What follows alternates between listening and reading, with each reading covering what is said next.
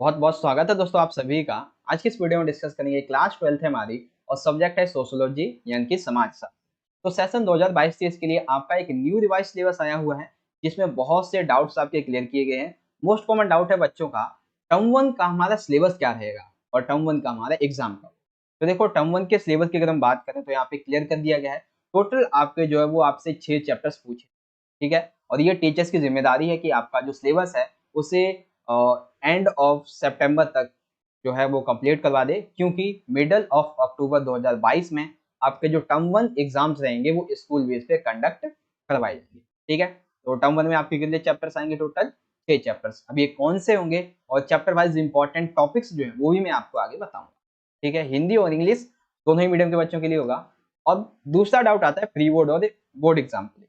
तो देखो pre board हो या फिर बोर्ड हो, इसमें आपका जो पूरा का पूरा पाठ्यक्रम यानी कि कंप्लीट सिलेबस जो है वो इसमें पूछा जाता है, ठीक है। अब देखो टीचर्स की यहाँ पे ये जिम्मेदारी है कि स्टार्टिंग ऑफ दिसंबर तक आपका जो कंप्लीट सिलेबस है वो करवा दिया जाए। इवन आपका रिवीजन जो है वो भी करवाए, क्योंकि मिडल ऑफ दिसंबर 2022 में आपकी जो प्री बोर्ड की परीक्षाएं हैं वो कंडक्ट करवाई जाएंगी। और जब प्री बोर्ड की परीक्षाएं हो जाएंगी नॉर्मली तरीके से, ठीक है, फिर आपको उसके नंबर्स वगैरह बता दिए जाएंगे। फिर से एक बार से आपका पूरा का पूरा सिलेबस जो है, इंपॉर्टेंट क्वेश्चन जो है वो एक सीरीज चलाएंगे टीचर्स। देन उसके बाद में मिडल ऑफ फरवरी 2023 में आपका जो मेन एग्जाम रहेगा बोर्ड एग्जाम वो कंडक्ट करना, ठीक है। तो टर्म 1 का सिलेबस प्लस में बोर्ड का सिलेबस क्या होने वाला है, चलिए इसको डिस्कस। अगर वीडियो देखने के बाद कोई डाउट हो, कोई क्वेरी क्वेश्चन हो तो आप मुझे इंस्टाग्राम पे मैसेज कर सकते हो। और सिलेबस का अगर आपको पीडीएफ डाउनलोड करना है जो मैं आपको इस वीडियो में दिखाने वाला हूँ, तो आप हमारा टेलीग्राम ग्रुप है उसे दो तरीके से ज्वाइन कर सकते हो, या फिर डिस्क्रिप्शन बॉक्स में जो लिंक होगा उससे ज्वाइन कर सकते हो। अदरवाइज आप सर्च कर सकते हो टेलीग्राम पे जाके जेएसके 12 क्लास और ज्वाइन। चलिए सबसे पहले आपकी बुक्स को देख लेते हैं। तो हिंदी और इंग्लिश में आपकी दो बुक्स हैं। हिंदी में पहली बुक है आपकी भारतीय समाज और दूसरी है भारत में सामाजिक परिवर्तन एवं विकास। और इंग्लिश में कहें तो Indian society and then social change and development in India. अब सबसे पहले हमारी जो बुक है भारतीय समाज, इसकी विषय सूची ये देखिए, और जो मतलब इसी की इंग्लिश में है उसे इधर देखिए। अब देखो यहाँ पे एक चीज मैं आपको बता देता हूँ कि यहाँ पे क्या होगा कि मैंने आपको जो है वो इस बुक से टोटल 4 चैप्टर पढ़ने हैं टर्म 1 के लिए, और जो सेकंड बुक रहेगी उससे आपको 2 चैप्टर्स पढ़ने हैं टर्म 1 के लिए। कौन कौन से चलिए समझिए। देखो टर्म 1 के एग्जाम में आपको क्या करना है, जो हमारा चैप्टर नंबर सेकंड है भारतीय समाज का जनसांख्यिकीय संरचना, देखिए चैप्टर सेकंड है the demographic structure of the Indian society, ये हमें पढ़ना है चैप्टर नंबर 1। सेकंड है सामाजिक संस्थाएं यानी कि चैप्टर थर्ड है सामाजिक संस्थाएं निरंतरता एवं परिवर्तन। इंग्लिश में कहें तो social institutions continuity and change, ठीक है। उसके बाद हमें पढ़ना है चैप्टर 5 सामाजिक विषमता एवं बहिष्कार के स्वरूप। तो चैप्टर 5 को हम कह सकते हैं इस तरीके से। और चैप्टर 6 है हमारा सांस्कृतिक विविधता की चुनौतियां the challenges of cultural diversity, ठीक है। ये चीज आपको समझ में आएगी। तो टर्म 1 के एग्जाम में आपको भारतीय समाज वाली इंडियन सोसाइटी वाली जो बुक है इससे टोटल आपको 4 चैप्टर्स पढ़ने। कौन कौन से? Chapter second, chapter third, chapter 5 और चैप्टर 6, ठीक है, टर्म 1 के एग्जाम के लिए। अब देखो यहाँ पे एक चीज थोड़ी सी मैं आपको समझा देता हूँ। जो आपका प्रैक्टिकल रहेगा सोशोलॉजी का, ठीक है ना, उसमें आपको चैप्टर नंबर 1 पढ़ना होगा और चैप्टर नंबर 7 पढ़ना होगा, ठीक है। ये आपके बोर्ड के लिए भी है और टर्म 1 के लिए चैप्टर 1 और चैप्टर नंबर 7। ये बेसिकली आपको पढ़ना है किसके लिए? सिर्फ और सिर्फ अपने प्रैक्टिकल के लिए, ठीक है। आपका इससे कोई बोर्ड में एग्जाम में कोई क्वेश्चन नहीं आएगा, सिर्फ प्रैक्टिकल के लिए आपको इसे पढ़ना है। आप चाहें तो पढ़ सकते हैं, ठीक। ये चीज आपको समझ में आ गई। तो टर्म 1 के एग्जाम में टोटल 4 चैप्टर पढ़ने हैं, chapter second, chapter third, chapter 5, chapter 6। ये हो गए फर्स्ट बुक से। अब सेकंड बुक में भी देखो यहाँ पे 2 चैप्टर अभी आपको और पढ़ने हैं। कौन कौन से? चैप्टर फर्स्ट है संरचनात्मक परिवर्तन जिसे हम कह सकते हैं स्ट्रक्चरल चेंज, और चैप्टर सेकंड है सांस्कृतिक परिवर्तन जिसे कह सकते हैं कल्चरल चेंज। तो इस तरीके से आप यहाँ पे एक चीज मेंशन कर पाओगे कि फर्स्ट बुक से हमारे चैप्टर ये 2 हो गए और ये 2, ठीक। और सेकंड बुक से चैप्टर ये वाले और ये वाले, तो हम ये कह सकते हैं चैप्टर हमारा जो फर्स्ट बुक है उससे चैप्टर 2, 3, 5 और 6 ये पढ़ना है, और दूसरी बुक से चैप्टर सेकंड, फर्स्ट और सेकंड ये पढ़ना है। तो टोटल हमें कितने 6 चैप्टर्स पढ़ने हैं किसके लिए? टर्म 1 के एग्जाम के लिए, जो कि कब कंडक्ट होंगे? मिडल ऑफ अक्टूबर के स्टार्टिंग से। चलिए अब बारी आ जाती है बोर्ड की। तो बोर्ड में आपको क्या करना है, जो टर्म 1 का सिलेबस है वो तो आपको पढ़ना ही है, ठीक है, ये तो आपको पढ़ना ही है। उसके बाद में अब यहाँ पे कुछ 3 चैप्टर्स और ऐड हो जाते हैं। कौन कौन से? चैप्टर 4 हमारा ऐड हो जाता है ग्रामीण समाज में विकास एवं परिवर्तन, यानी कि social change and development in rural society. Chapter 5 add हो जाता है औद्योगिक समाज में परिवर्तन और विकास, यानी कि change and development in industrial society. देखो एक है ग्रामीण समाज और एक है औद्योगिक समाज, तो दोनों समाज में परिवर्तन ये आपको पढ़ने हैं, चैप्टर 4 एंड 5। देन चैप्टर 8 है हमारा सामाजिक आंदोलन सोशल मूवमेंट्स, ये हमें पढ़ना है, ठीक है। तो अगर आप थोड़ा नॉर्मली याद रखना चाहो तो कैसे रख सकते हो, फर्स्ट बुक का चैप्टर 2nd 3rd फिर 5th एंड 6th, और इस बुक से chapter 1st 2nd 4th 5 and 8। Total हमें ये पढ़ना है, ये फर्स्ट बुक से, ये सेकंड बुक से। टोटल अगर हम देखें बोर्ड के एग्जाम के पॉइंट ऑफ व्यू से तो आपको टोटल 9 चैप्टर्स यहाँ पे पढ़ने हैं, ठीक है। टर्म 1 में कौन कौन से पढ़ने हैं?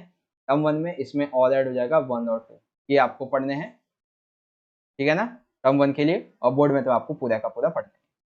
समझ में आ गया आपको? कोई डाउट नहीं होगा आपके सिलेबस के लिए। अब मैं आपको जो आपका ऑफिशियल सिलेबस है उसे दिखा देता हूँ, और जो इंपॉर्टेंट टॉपिक्स क्या क्या उसमें दिए हुए हैं उसे भी डिस्कस करते हैं। तो देखो यहाँ पे सबसे पहली बुक है आपकी भारतीय समाज, और इंग्लिश में भी आपको दिखा देता हूँ, ये है इंडियन सोसाइटी। हर एक चीज को हम यहाँ पे अच्छे से समझेंगे। अगर आपको जो मैं अभी पीडीएफ दिखाने वाला हूँ, ये पीडीएफ आपको अगर डाउनलोड करना है तो आप क्या कर सकते हैं, जो हमारा टेलीग्राम ग्रुप है, ठीक है ना, JSK 12th क्लास, इसे ज्वाइन कर सकते हैं, या फिर डिस्क्रिप्शन में लिंक होगा उससे जाके ज्वाइन कर सकते हैं। तो चैप्टर फर्स्ट है हमारा, देखो भारतीय समाज एक परिचय। ये क्या है, मूल्यांकन के लिए नहीं है, बस आपको अगर चाहे तो आप पढ़ सकते हैं, अदरवाइज ये आपके प्रोजेक्ट के लिए काम आएगा, ठीक है। चैप्टर सेकंड है हमारा भारतीय समाज के जनसांख्यिकीय संरचना। तो देखो इसमें क्या इंपॉर्टेंट टॉपिक्स है कि जनसांख्यिकीय में सिद्धांत और अवधारणाएं क्या क्या होती हैं, ग्रामीण और नगरीय संपर्क की विभिन्न विभिन्नताएं क्या हैं, भारत की जनसंख्या की नीति क्या है, इसके क्या परिणाम निकलते हैं। फिर क्या है, अध्याय 3 है सामाजिक संस्थाएं निरंतरता एवं परिवर्तन। तो इसमें बेसिकली आप पढ़ोगे जाति एवं जाति व्यवस्था के बारे में, जनजातीय समुदायों के बारे में, परिवार और नातेदारी इसके बारे में, यानी कि रिश्तेदारी के बारे में। फिर चैप्टर 5 है सामाजिक विषमता एवं बहिष्कार स्वरूप। तो इसमें बेसिकली आप पढ़ोगे सामाजिक विषमता एवं बहिष्कार, इसका मतलब क्या है, असमानता को न्याय संगत और कायम रखने वाली जो प्रणालियां जैसे कि जाति, जनजाति, पिछड़ा वर्ग, ओबीसी वगैरह, इन सभी के बारे में पढ़ोगे। फिर आदिवासी वर्ग होता है, इसके बारे में आप पढ़ोगे। स्त्रियों की समानता और अधिकारों के लिए जो संघर्ष हुए हैं इनके बारे में पढ़ोगे। अन्यथा जो सक्षम व्यक्ति हैं उनके जो संघर्ष है इसके बारे में। चैप्टर 6 हमारा संस्कृतियां, सांस्कृतिक विविधता और चुनौतियां। तो इसमें आप सांस्कृतिक समुदाय और राष्ट्र ध्वज, राष्ट्र जो राज्य है इसके बारे में पढ़ोगे। भारतीय संदर्भ में क्षेत्रवाद इसका क्या अर्थ होता है इसके बारे में पढ़ोगे। राष्ट्र, राज्य और धर्म से संबंधित जो मुद्दे हैं, जो पहचाने हैं, इनके बारे में पढ़ोगे। सांप्रदायिकता, धर्मनिरपेक्षता और राष्ट्र राज्य के संबंध को बारे में इसमें पढ़ोगे आप। राज्य और नागरिक समाज इसके बारे में पढ़ोगे। देन चैप्टर 7 जो है ये परियोजना के कार्य के लिए है केवल।